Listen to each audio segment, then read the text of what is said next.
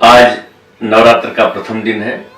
चैत्र शुक्ल प्रतिपदा नवरात्र का प्रथम दिन के रूप में हम सब मनाते हैं और इस वर्ष प्रतिपदा को विभिन्न व्यक्तियों द्वारा, विभिन्न संगठनों द्वारा, विभिन्न सामाजिक ऐसे संस्थानों द्वारा हर जगहों पर आज बड़े उत्सव के साथ मनाया जा रहा है।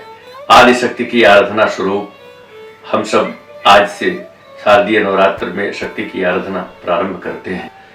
वर्ष प्रतिपदा के कार्यक्रम के तमाम जब हेतु दृष्टि में आते हैं उसमें एक और विशेष नाम पर ध्यान जाता है। वर्ष प्रतिपदा के दिन ही डॉक्टर केशव बलराम हेडगेवार, रांची स्वयंसेवक संघ के संस्थापक का अवतरण इस धरा पर होता है नागपुर में।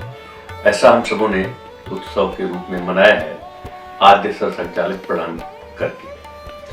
जब हम इस पर दृष्टि डालते हैं तो हमारी दृष्टि जाती है कि आखिर ये दो नवरात्र वर्ष में आते हैं, प्रथम चैत्र का नवरात्र और दूसरा शारदीय नवरात्र। दोनों का तात्पर्य भगवान राम के अवतरण से है। दोनों के संबंध कहीं न कहीं से भगवान राम के इस धराभूमि पर आने से होता है। और जब हम वहीं दूसरी तरफ दृष्टि डालते हैं डॉक्टर केशव बलराम हेडगेवार के जीवन पर, तो उनके जीवन में भी इन दोनों नवरात्रों का बड़ा महत्व दिखाई देता है। और जब हम राष्ट्रीय स्वयंसेवक संघ और तुलसीकृत रामचरितमानस से भगवान राम के जीवन की कथा का जब अनुशीलन करते हैं, अध्ययन करते हैं, उसके बारे में उसका हृदयंगम करते हैं, इस विचारोपरांत जैसा मैंने पहले के एपिसोड में कह दिया था और चर्चा की है आप सबों से कि भगवान राम और हेडगेवार ये दोनों के अवतरण इस धरा पर क्यों होते हैं। तुलसीदास जी रामचरितमानस में लिखते हैं, जब जब होई धर्म कै हानि, बाढ़ई असुर अधम अभिमानी, तब तब प्रभु धरि विविध शरीरा, हरि कृपा निधि सज्जन पीरा। और वो कृपानिधि सज्जनों के पीड़ा को हरण करने के लिए विविध प्रकार के शरीरों में आते हैं, विविध प्रकार का शरीर धारण कर वो इस धराधाम पर आते हैं। और इसमें जब हम आगे देखते हैं तो विविध शरीरा की जब व्याख्या करते हैं तो उसमें एक बात मन में उत्पन्न होती है आज के परिवेश में, यह देखते हुए कि इसमें डॉक्टर हेडगेवार क्यों नहीं। और वस्तुतः मैं कई बार ये कह चुका हूं और हमारे जो अभी आपकी चर्चा का विशेष हेतु है वह हेतु भी इसी से संबंधित है कि डॉक्टर हेडगेवार कोई सामान्य पुरुष नहीं थे, एक अवतारीय महापुरुष थे जिनका अवतरण इस धराधाम पर वर्ष प्रतिपदा के दिन होता है, जो चैत्र शुक्ल प्रतिपदा जिस रूप में हम सब मनाते हैं और उसी दिन हम आज सर संचालक प्रणाम करते हैं। इसी आधार पर जब भगवान राम के जीवन का हम अवलोकन करते हैं तो उसमें हम ये पाते हैं कि भगवान राम इसी चैत्र शुक्ल प्रतिपदा के साथ, चैत्र शुक्ल प्रतिपदा के साथ जो नवरात्र प्रारंभ होता है उसी के रामनवमी के दिन उनका अवतरण इस धराधाम पर होता है। अब हम दोनों को मिलाकर के देखें तो डॉक्टर हेडगेवार और प्रभु श्री राम दोनों इस धराधाम पर चैत्र नवरात्र के दिन समय ही इस आते हैं और उनका अवतरण होता है। और दोनों के जो कार्य विशेष हैं, जो उन्होंने इस धराधाम पर आने के बाद जो उन्होंने काम किया, उस कार्यों का भी जब हम अवलोकन करते हैं तो हमारी दृष्टि दूसरी नवरात्र पर जाती है जिसे हम शारदीय नवरात्र कहते हैं। अक्टूबर नवंबर मास में वो पड़ता है। शारदीय नवरात्र में जो विजयदशमी का दिन है वह प्रमुख दिन है। जब जब होई धर्म कै हानि, बाढ़ई असुर अधम अभिमानी, जो इस के लिए धराधाम पर आते हैं और उनके जीवन के, उनके इस धराधाम पर आने का जो हेतु लिखा है तुलसीदास जी ने, उन्होंने लिखा कि असुर मारी थापहि सुरन, राखहि निज सुत सेतु, जग विस्तारहि विशद जस, राम जन्म कर हेतु। और उनके राम के जन्म के का हेतु क्या है, वो असुर मारी थापहि सुरन, ये दो प्रमुख चीजें आती हैं। असुर मारी माने असुरों का संहार करना, थापहि सुरन माने जो सज्जन पुरुष हैं उनका संरक्षण करना, राख ही निज श्रुत सेतु, और ये वेद पुराण का संरक्षण करना, धर्म का संरक्षण करना, जग विस्तार है विशद यश, और जग में ऐसे यश का विस्तार करना उनके जन्म का हेतु है।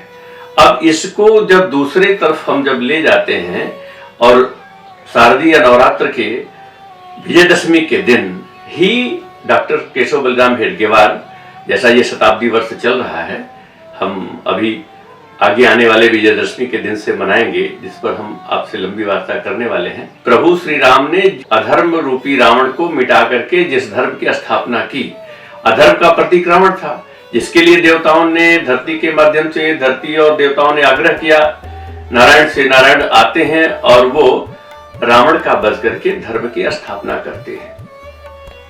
धर्म की स्थापना के बाद राम कालांतर में चले जाते हैं, लेकिन धर्म की हानि होते देख इसके संरक्षण के लिए फिर इस युग में, कलयुग में डॉक्टर हेडगेवार आते हैं। और हेडगेवार का उद्देश्य क्या है, उनका कहना क्या है, राष्ट्रीय स्वयंसेवक संघ किस बात की प्रार्थना करता है, और राष्ट्रीय स्वयंसेवक संघ के स्वयंसेवक किस बात की प्रतिज्ञा करके राष्ट्रीय स्वयंसेवक संघ का कार्य स्वीकार करते हैं, इस पर अगर हम गहनता से विश्लेषण करें, इस पर दृष्टि डालें, तो उनके कार्य का उद्देश्य क्या है।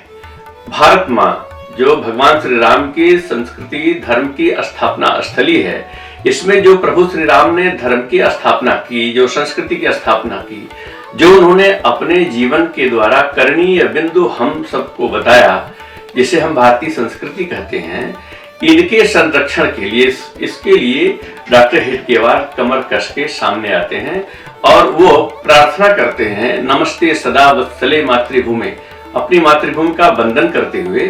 कार्य का उद्देश्य उन्होंने क्या बताया, जो प्रार्थना की अंतिम लाइन है, परम वैभवम नेतुमेतत् स्वराष्ट्रम, इस राष्ट्र को परम वैभव पर ले जाना।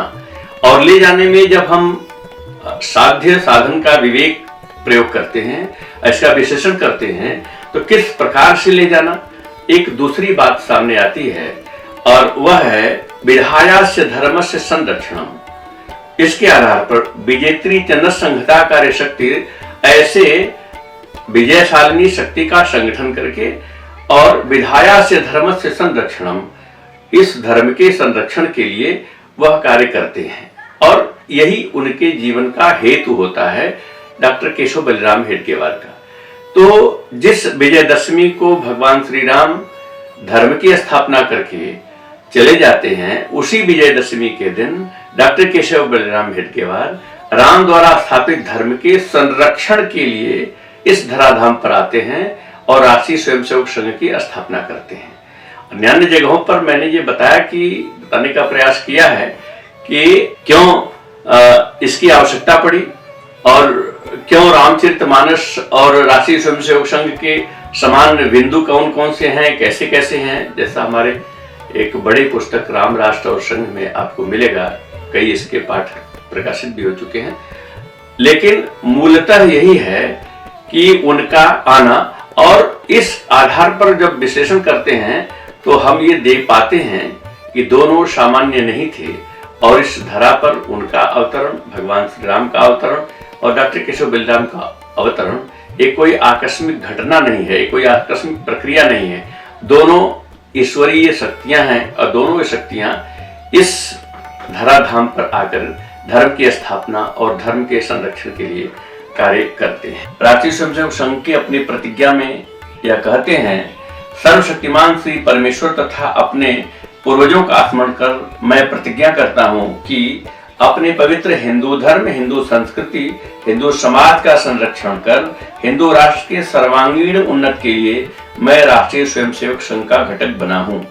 इसमें जो 3 शब्द आते हैं, हिंदू धर्म, हिंदू संस्कृति, हिंदू समाज का संरक्षण, इससे एकदम बिल्कुल स्पष्ट हो जाता है कि भगवान राम द्वारा ही स्थापित जो धर्म है, उसी के संरक्षण के लिए प्रतिज्ञाबद्ध होकर ऐसे संगठन को तैयार करके, ऐसे विजयशालिनी शक्ति का एकत्रीकरण करके, ऐसे सर्वशक्तिमान स्वयंसेवकों का एकत्रीकरण करके और उनमें वैचारिक परिवर्तन कर राष्ट्र को परम वैभव पर ले जाने के लिए कटिबद्ध होने की जो विधा है, वही राष्ट्रीय स्वयंसेवक संघ है।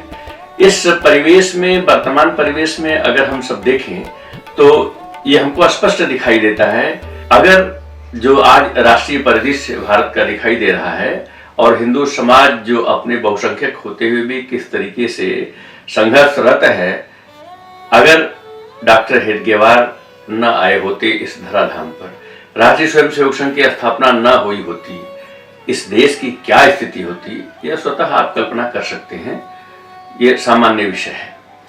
तो मेरे बताने का मतलब यह था कि यह जो महापुरुष जो धरती पर अवतरित होते हैं, इन महापुरुषों के आने के कोई जन्मदिन नहीं मनाए जाते। भगवान राम का जन्मदिन हम नहीं मनाते, हम राम नवमी मनाते हैं। हम डॉक्टर हेडगेवार का जन्मदिन नहीं मनाते, हम वर्ष प्रतिपदा उत्सव मनाते हैं। और वो वर्ष प्रतिपदा उत्सव में हम डॉक्टर हेडगेवार को आद्य सरसंचालक होने के नाते उनको प्रणाम करते हैं। ऐसे महापुरुषों के जन्मदिन नहीं मनाए जाते। जन्मदिन क्यों नहीं मनाए जाते? इसलिए कि ये अमर होते हैं। जो अमर होता है, जो मरता नहीं, उसके जन्मदिन नहीं मनाए जाते।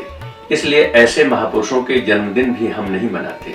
दोनों के नवरात्र में आने का और दोनों को नवरात्र में अपने कार्य रूपी जो उनके उद्देश्य हैं उसके पूर्ति हेतु कार्य करने का अथवा कार्य करने हेतु संकल्प लेने की जो एक व्यवस्था दी गई है, यह स्पष्ट रूप से हमको दिखता है कि दोनों समान रूप से है।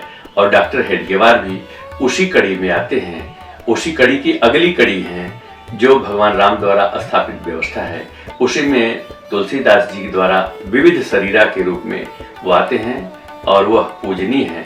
आद्य सरसंचालक प्रणाम के दिन आज मैं उनको नमन करता हूँ, प्रणाम करता हूँ। जय हिंद, जय भारत।